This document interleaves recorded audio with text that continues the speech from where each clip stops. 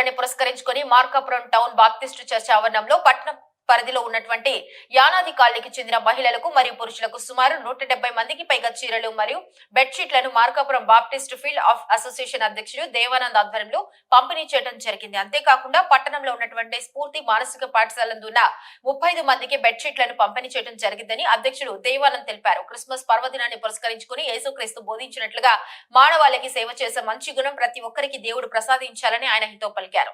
ఈ కార్యక్రమంలో Baptist field association సభ్యులు సంఘ కాపరి Vijaya Bhaskar, Katikala Charles, John and Abraham Johnny, Boodala Prem Kumar, పట్టణ ఫీల్డ్ అసోసియేషన్ అధ్యక్షుడు పాస్టర్ ఆండ్రూస్, న్యాయవాది Chilaka Chakravarthi, Vesapu Abraham, Benjamin, Uppalapati Kasaiah, Adam సంఘ సభ్యులు తదితరులు పాల్గొన్నారు.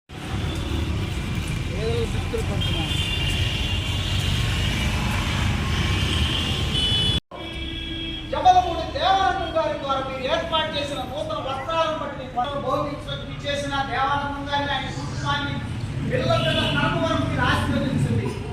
వారికి మంచి దీర్ఘాయువు దయచేయండి.